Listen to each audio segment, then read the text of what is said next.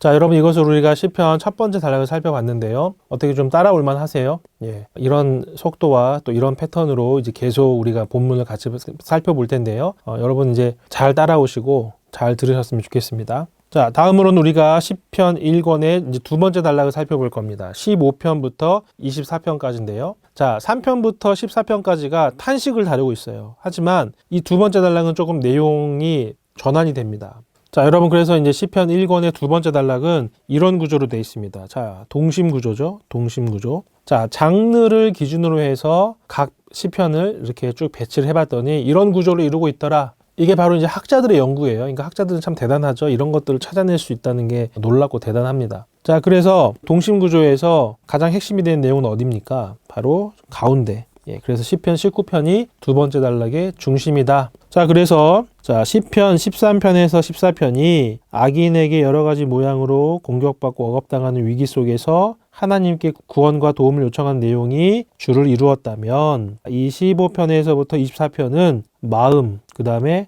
율법이 중요한 모티프로 등장을 한다. 그래서 분위기가 조금 달라진다. 이렇게 생각하시면 될 것 같고요. 자, 그래서 이제 지금 이 단락에서는 율법이 중요해요. 율법. 그리고 성전으로 올라가는 내용. 하나님의 성산에 올라가는 내용이 이제 중요하기 때문에 자, 15편과 24편이 찬양시, 특별히 시온을 노래하는 찬양시로 시작해서 또 시온을 노래하는 찬양시로 끝난다. 그래서 율법이 중요한데 그 율법을 또 감싸고 있는 처음과 마지막이 바로 하나님의 성전, 시온이라는 거죠. 자, 그래서 시편 15편에서 24편이 시온에서의 하나님의 임재와 마음이라는 주제를 강조하는 것은 바로 시온으로 대변되는 하나님의 임재 안에서 복을 누리기 위해서 마음의 율법을 새기는 것이 중요하다는 것을 교훈하기 위함이다. 예. 여러분 그래서 시온이라는 것은 뭡니까? 성전, 하나님이 계신 곳이잖아요. 그러니까 하나님의 임재를 상징한다는 거예요. 그러니까 우리가 하나님의 임재 안에서 복을 누리기 위해서 뭐가 중요하냐? 율법을 우리의 마음에 새기는 것이다. 그래서 시편 19편이 가장 중심이 되는 내용이고요. 19편의 마지막 절은 율법을 마음에 새길 것을 다짐하는 내용이다. 그래서 구체적으로 한번 또 살펴보겠습니다. 자, 먼저 단락 A와 A-입니다. 예, 15편과 24편을 보시면요. 자, 이 두 시편은 인클로지어로 시작과 마무리 역할을 하고 있어요. 자, 그래서 이 두 시편 다 비슷한 단어를 또 사용하고 있는데요. 거룩한 산, 바로 이제 시온이죠. 여호와의 성전이 있는 시온, 거룩한 산 15편 1절, 그 다음에 여호와의 산, 거룩한 곳 24편에도 같은 대상을 지칭하는 단어들이 등장합니다. 자, 그 다음에 이 두 시편은요, 그 성소에 들어갈 수 있는 조건에 대해서 말하고 있어요. 그래서 15편을 보면 정직과 공의와 마음의 진실함이 있어야 하나님의 성산에 올라간다. 그 다음에 24편을 보면은 깨끗한 손, 정직, 청결한 마음, 그것이 있어야 여호와의 산에 오를 수 있다. 그래서 밑에 이제 성경 구조를 보시면요. 자, 주의 성산에 오를 자가 누구냐? 또 24편을 보면 여호와의 산에 오르며 그의 거룩한 곳에 설 자가 누구냐? 어떻다고요? 정직, 공의, 마음에 진실함이 있는 사람, 또 손이 깨끗하고 마음이 청결하고 거짓 맹세하지 않는 사람이야말로 하나님의 거룩한 곳에 설 수 있다. 이렇게 A와 A-에서 이야기하고 있습니다. 자, 그래서 시편 15편은요, 성산에서 이루어지는 하나님의 교제를 찬양하는 찬양시예요. 자, 그래서 이 시는 전체가 세 부분으로 이루어지고 있어요. 먼저 질문입니다. 1절에서 주의 장막에 머무를 자가 누구며 주의 성산에 서는 자가 누굽니까? 그래서 이 질문에 대한 대답이에요. 정직하고 공의를 실천하고 마음에 진실하고 쭉 이렇게 응답이 있는데요. 자, 여러분 이제 이게 10개의 대답이에요. 10개의 대답. 자, 그런데 2절을 보면요. 3개는 긍정적인 거예요. 뭐냐면 정직을 행하고 공의를 실천하고 마음의 진실을 말한다. 긍정적인 거 3개. 그 다음 3절을 보면 3개의 또 부정적인 거. 어떤 겁니까?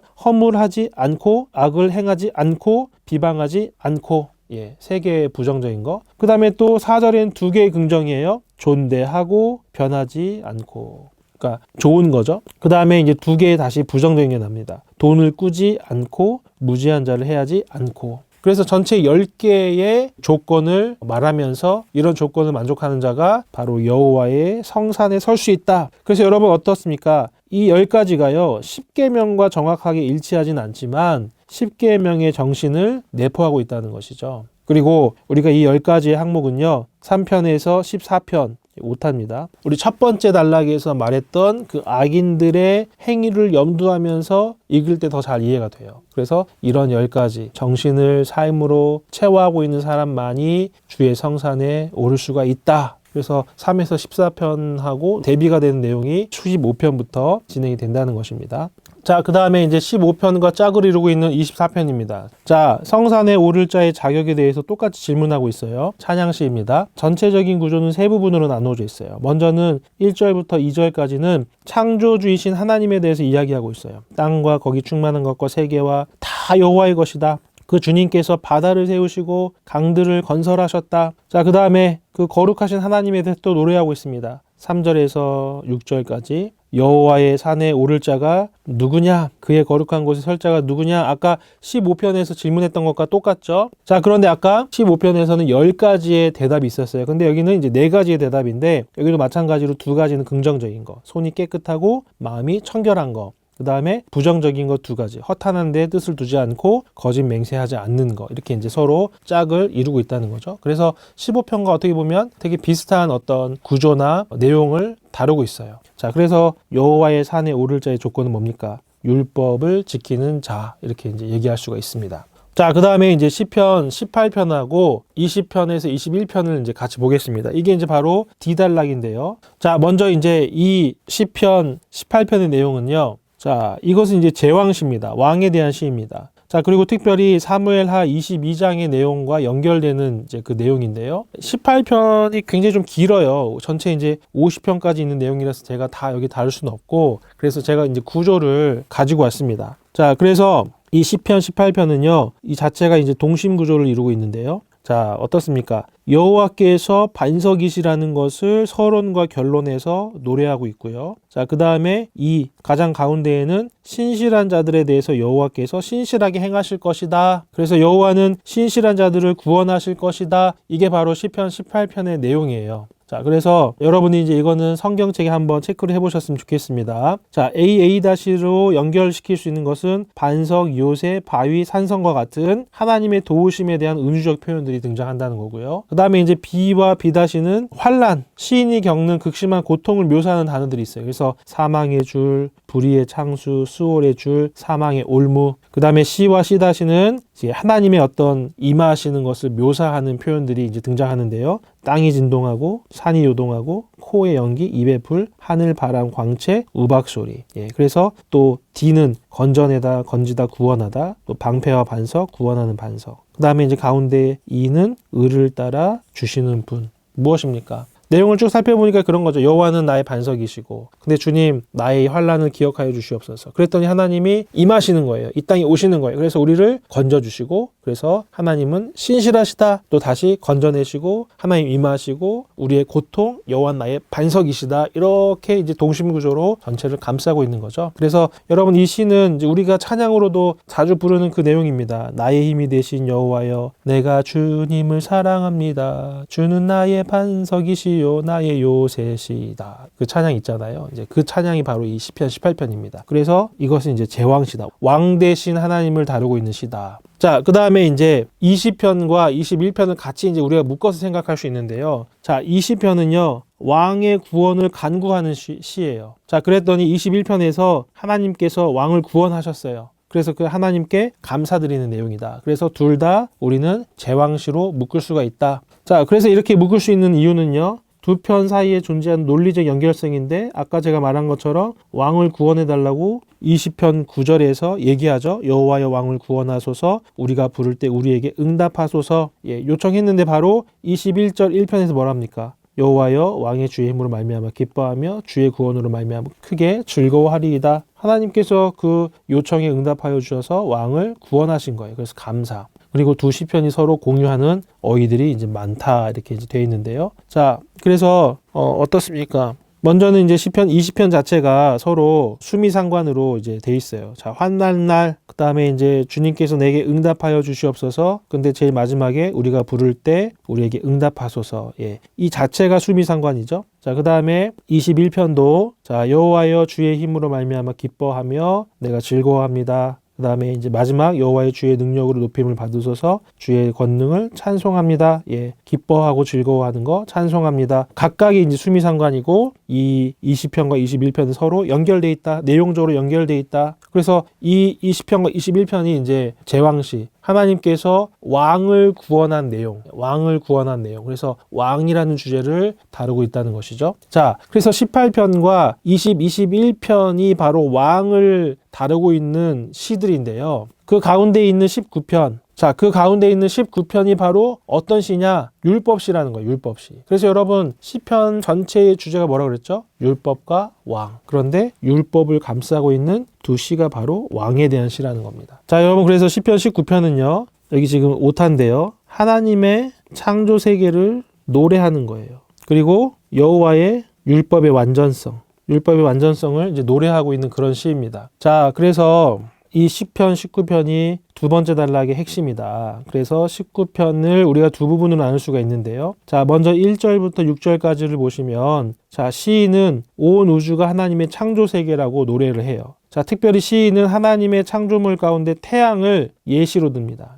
예시. 자, 그래서 보시면요. 1절부터 6절까지. 자, 하늘이 하나님의 영광을 선포하고 궁창이 그의 손으로 하신 일을 나타냅니다. 그리고 쭉 가서 자, 해는 그의 신방에서 나오는 신랑과 같고 그의 길을 달리기 기뻐하는 장사 같다. 신방에서 나오는 신랑. 이거는 이제 해가 동쪽에서 뜨는 모습을 표현한 거예요. 그래서 해가 뜰 때 마치 결혼해서 그 신방에서 나오는 신랑과 같고 그 다음에 이제 서쪽으로 지는 모습, 달리기를 하는 장사와 같다. 그래서 하늘 이 끝에서 나와서 저 끝까지 운행하며 그의 열기에서 피할 자가 없도다. 그러니까 지금 하나님의 어떤 창조 세계를 노래하는데 그 대표적인 예시를 뭐로 드냐면 태양이라는 거죠. 태양. 그런데 아까 우리 시편 8편에서도 어떻습니까? 하나님이 1월 성신을 만드시고 이제 이런 내용이 있잖아요. 근데 태양마저도 하나님의 창조물로 본다는 거예요. 그리고 고대 세계에서는 태양은 바로 신적 대상이었기 때문에 하나님이 그 해를 만드실 만큼 하나님은 더 크신 왕이시다. 이것을 이제 노래하고 있는 거죠. 자, 그 다음에 이제 시편 7편부터 11절까지는 자, 뭡니까? 우리의 영혼을 소생시킴으로 순금보다 더 사모해야 할 그 율법을 노래합니다. 자, 그래서 7절부터 11절까지는 이제 율법에 대한 어떤 찬양과 고백을 본격적으로 다루고 있어요. 그래서 여호와의 율법은 완전하고 영혼을 소생시키고 여호와의 증거는 확실하고 우둔한 자를 지혜롭게 하고 그다음에 여호와의 교훈, 여호와의 계명, 여호와를 경외하는 도, 여호와의 법 뭡니까? 다 율법에 대한 내용. 근데 그 율법이 순금보다 내가 더 사모할 것이고 꿀과 꿀송이보다 더 달도다. 이것을 지킴으로 받는 상이 큽니다. 그래서 제일 마지막 어떻습니까? 나의 반석이시고 나의 구속자이신 여호와여 내 입의 말과 마음의 묵상이 주 앞에 연락되기를 원합니다. 내가 율법을 지키며 살겠습니다. 내가 율법 가운데 내 인생을 주님께 드리겠습니다. 이것이 바로 시편 19편의 내용이라는 거예요. 그래서 율법시 앞뒤, 그러니까 아까 18편하고 21편이 왕을 언급하는 그 시편이 배치되어 있고요. 자, 그래서 왕이 얼마나 율법을 소중히 생각하고 지켜야 하는지를 보여준다.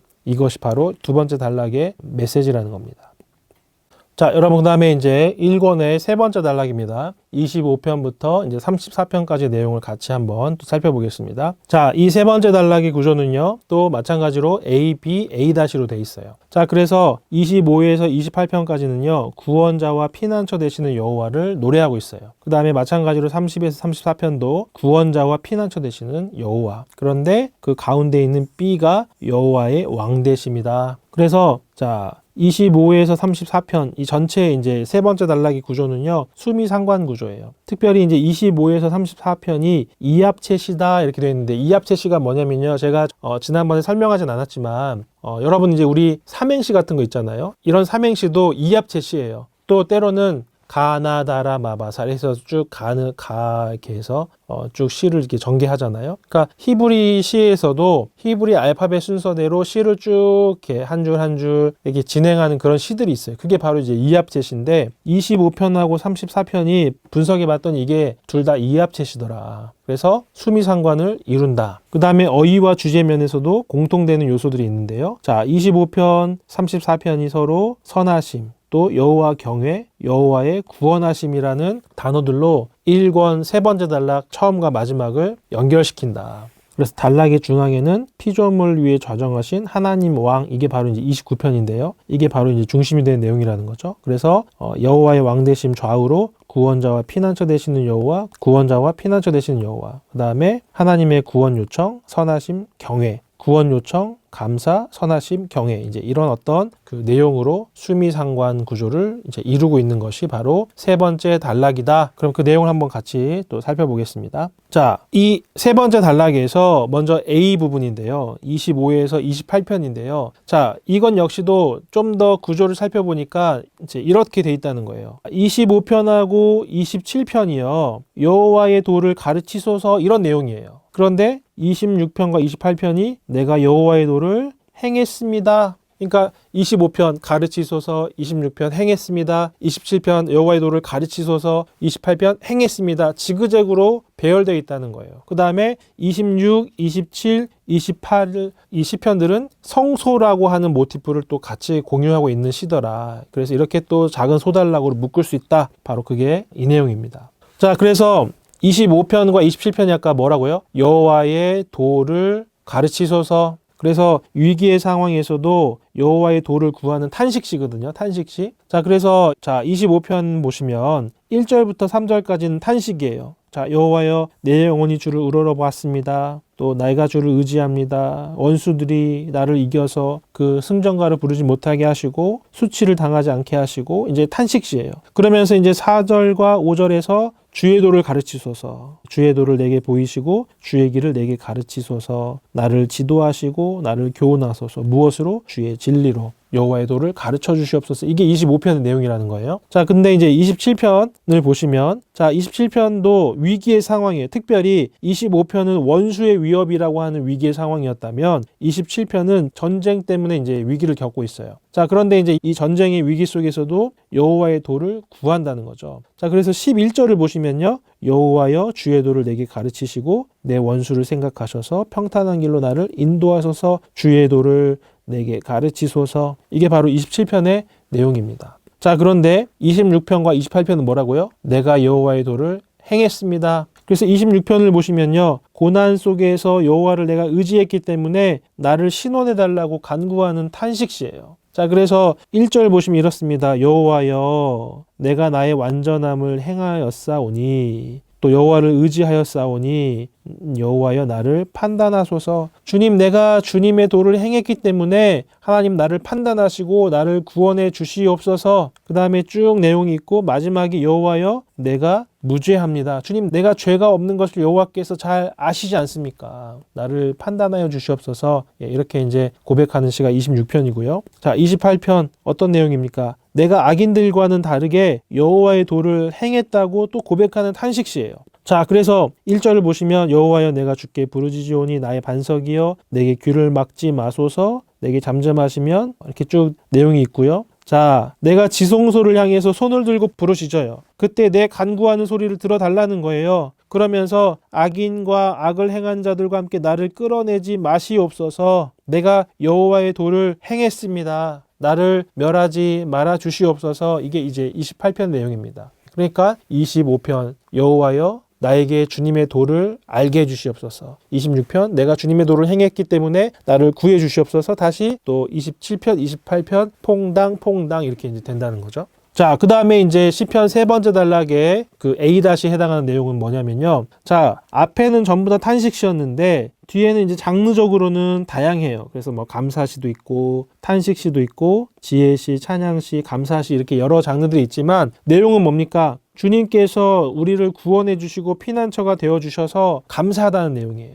그래서 앞에는 구해달라 하나님께 요청하는 내용이었다면 뒷부분은 그런 하나님께서 우리를 구원해 주시고 피난처가 되어 주셔서 감사합니다. 이제 이런 내용들이 다뤄지고 있다는 거예요. 자, 그래서 시편 30편을 보시면요. 자, 질병을 치유하신 하나님께 드리는 감사예요. 자, 그래서 먼저 3절과 9절을 보시면 시인의 상태가 있습니다. 자, 시인이 질병 때문에 거의 죽음의 문턱에 이르렀다는 거예요. 자, 여호와여 주께서 내 영혼을 수올에서 끌어내어 나를 살리사 무덤으로 내려가지 아니하게 하셨나이다. 주님, 내가 거의 질병 때문에 죽을 뻔했습니다. 수올은 어디입니까? 여러분, 수올은 성경에서 이제 죽음의 공간이에요. 그래서 내가 거의 거기까지 갈 뻔했는데 주님께서 나를 살려서 나를 구원해 주셨습니다. 또 9절에 보시면 내가 무덤에 내려갈 때에 나의 피가 내게 무슨 소용이 있으리요. 그러니까 내가 거의 죽을 뻔했다. 그 위험 가운데 내가 있었다라고 그렇게 이제 고백하는 겁니다. 자, 그런데 이제 시인은 자신의 그 질병의 원인을 뭐라고 고백합니까? 나의 교만함 때문이었다. 내가 형통할 때 말하기를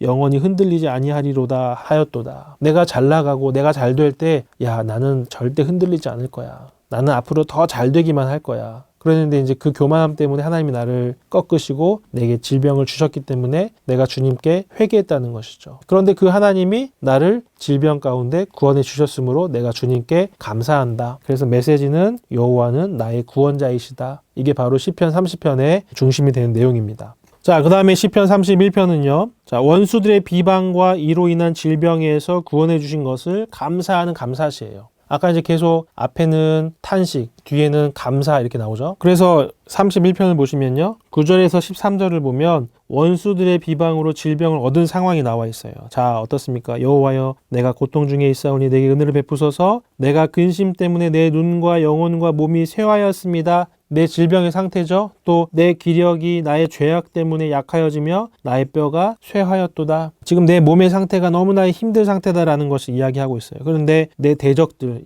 악인들의 이제 비방이 있는 거예요. 내가 욕을 당하고 이웃에게 당하고 내 친구들이 놀라고 길에서 보는 자가 다 나를 피하고 내가 깨진 그릇 같고 내가 무리의 비방을 듣고 사방으로 두려움을 감싸고 그들이 나를 치려고 함께 의논할 때 내 생명을 빼앗기로 꾀하였나이다. 원수들의 비방, 그 다음 때론 나의 죄로 인해서 내가 지금 질병 가운데 힘든 상태입니다. 이렇게 이제 고백하고 있어요. 자, 그런데 이제 1절과 7절, 14절과 18절을 보시면요. 여호와의 구원자 되심을 찬양하고 있어요. 자, 그래서 1절 보십시다. 자, 여호와여, 내가 주께 피하오니 나를 영원히 부끄럽게 하지 마시고 주의 공의로 나를 건지소서. 이렇게 내가 이제 기도했다는 거예요. 자, 그때 내가 주의 인자하심을 기뻐하며 즐거워할 것은 주께서 나의 고난을 보시고 환난 중에 내 영혼을 아셨다. 그러니까 내가 그렇게 주님 앞에 기도했는데 주님께서 내 고난과 환난 중에 있는 내 영혼을 아셨다. 그래서 이제 나는 하나님께 감사하겠다. 그래서 8절과 19절, 24절에 그 탄식에 대한 감사가 이제 나옵니다. 자, 그래서 19절에서 24절만 보시면요. 주를 두려워하는 자를 위하여 쌓아두신 은혜, 곧 주께 피하는 자를 위하여 인생 앞에 베푸신 은혜가 어찌 그리 큰지요. 하나님께서 나를 위해서 쌓아두신 그 은혜, 또 주님께 피하는 자들을 향해서 베푸신 그 은혜가 너무나 큽니다. 이것이 바로 시편 31편의 내용이라는 것입니다. 자, 그 다음에 이제 시편 32편도 하나님 앞에서의 그 용서하심에 대한 감사를 고백하는 감사시예요. 자, 그런데 이제 시편 32편은요, 때론 참회시라고도 합니다. 왜냐하면 내가 하나님 앞에 나의 죄를 회개하고 고백하는 그런 내용을 담고 있거든요. 그러나 큰 틀에서 보면 용서에 대한 감사를 담고 있어서 이제 우리가 감사시로 이제 볼 수가 있다. 자, 그래서 어떻게 이제 고백합니까? 1, 2절에 허물의 사함을 받고 자신의 죄가 가려진 자는 복이 있도다. 마음에 간사함이 없고 여호와께 정죄를 당하지 아니하는 자는 복이 있도다.